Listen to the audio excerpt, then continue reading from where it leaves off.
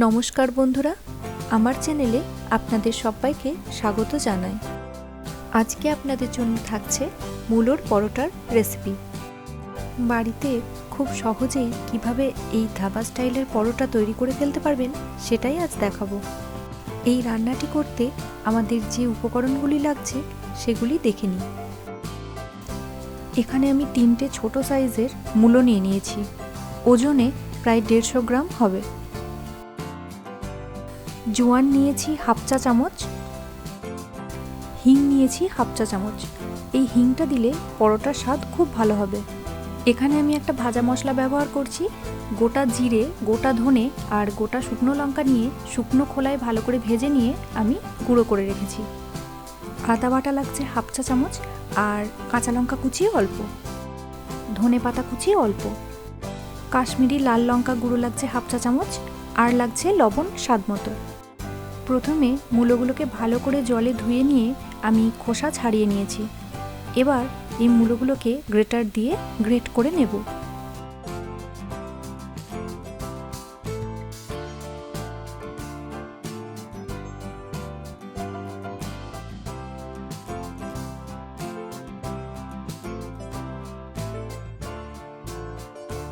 সব মূলোগুলোই আমাদের গ্রেট করে নেওয়া হয়ে গেছে। এবার এই গ্রেট করা মূলোগুলোকে হাতের সাহায্যে ভালো করে চাপ দিয়ে দিয়ে মূলো থেকে এক্সট্রা জলটা আমরা বার করে নেব। মূলোর মধ্যে একটুও জল থাকা চলবে না, কারণ পুর ভরার সময় এতে অসুবিধা হতে পারে।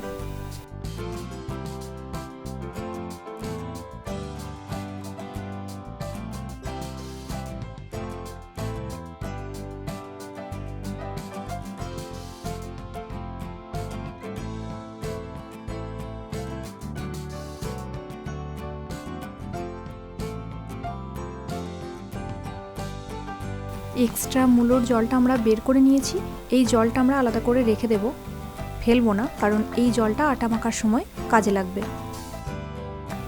এবার একটা বাটিতে দিয়ে দিচ্ছি 2 কাপ আটা। আপনারা চাইলে আটা ময়দা মিশিয়েও পরোটাটা বানাতে পারেন, তবে আমি এখানে শুধু আটাই ব্যবহার করছি। ময়ামের জন্য দিচ্ছি সাদা তেল 2 টেবিল চামচ, আর দিচ্ছি জোয়ান, লবণ স্বাদ মতো দিয়ে দিচ্ছি। লবণটা বুঝে দিতে হবে, কারণ পুরের মধ্যেও অল্প লবণ দেওয়া হবে। এবার শুকনো উপকরণগুলোকে খুব ভালোভাবে মিশিয়ে নিচ্ছি।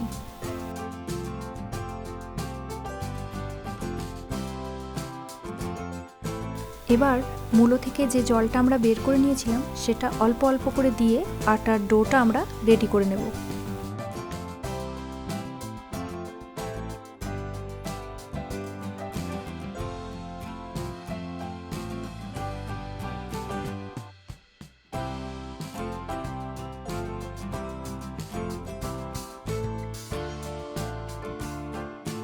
আটার ডোটা একটু শক্ত করে মাখতে হবে।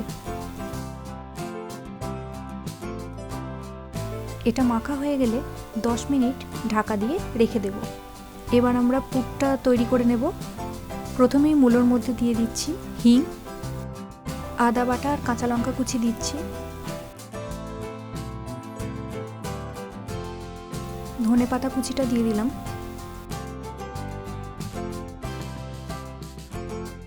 আর দিচ্ছি ভাজা মশলা 1 চা চামচ, কাশ্মীরি লাল লঙ্কা গুঁড়ো আর স্বাদ মতো লবণ দিয়ে দিলাম। এবার সব কিছু খুব ভালোভাবে মূলোর সাথে মিশিয়ে নেব, তাহলেই পুর রেডি।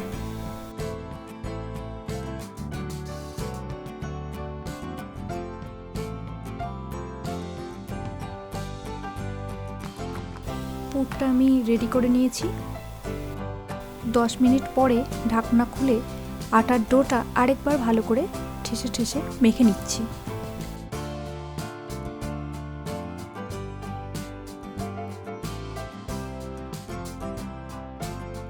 এবার এই ডো থেকে ছোট ছোট লেচি কেটে নিচ্ছি।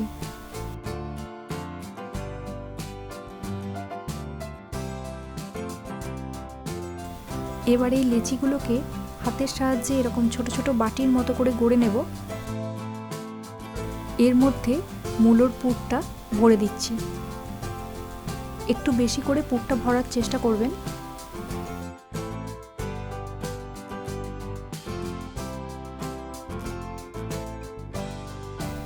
এবার লেচির মুখটা এভাবে টেনে টেনে ভালো করে বন্ধ করে দেব। দেখুন ভালো করে মুখটা আমি বন্ধ করে নিয়েছি। এইভাবে প্রত্যেকটা লেচি আমরা রেডি করে নেব।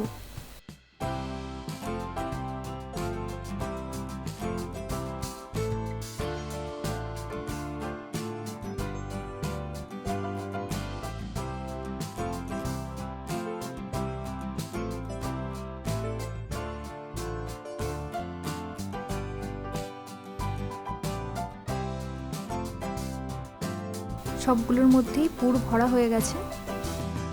এবার অল্প শুকনো আটা দিয়ে আমরা পরোটাগুলো বেলে নেব। পরোটার যে দিকটাতে পুর ভরেছিলাম সেই দিকটা তলার দিকে রেখে বেলার চেষ্টা করবেন, এতে পুর বাইরে বেরিয়ে যাবে না। বেলার সময় খুব বেশি চাপ দেবেন না, হালকা হাতে বেলে নেবেন।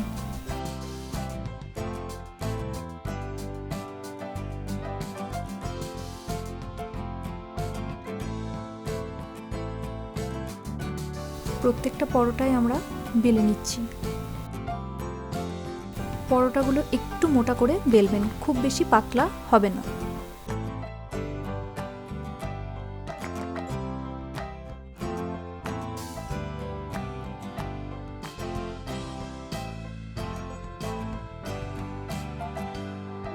সব পরোটাগুলো বেলে নিয়েছি। এবার একটা তাওয়া গরম করে আমরা একটা একটা করে পরোটা সেঁকে নিচ্ছি।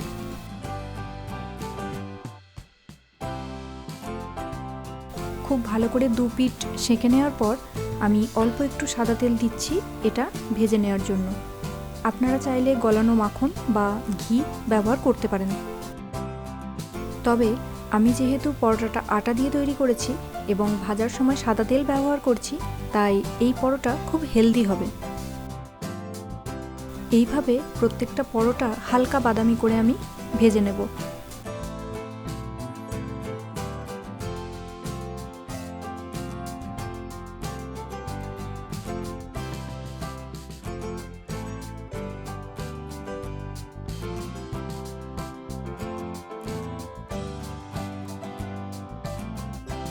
তবে এটা খাওয়ার আগে ওপর থেকে অল্প একটু মাখন ব্যবহার করতে পারেন, তাতে বেশ টেস্টি লাগবে খেতে।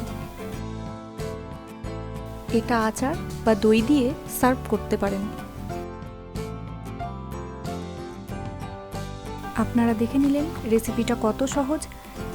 এখন বাড়িতেই বানিয়ে ফেলতে পারেন এই ধাবা স্টাইলের মূলোর পরোটা। এটা যেমন হেলদি ঠিক সেরকমই টেস্টিও।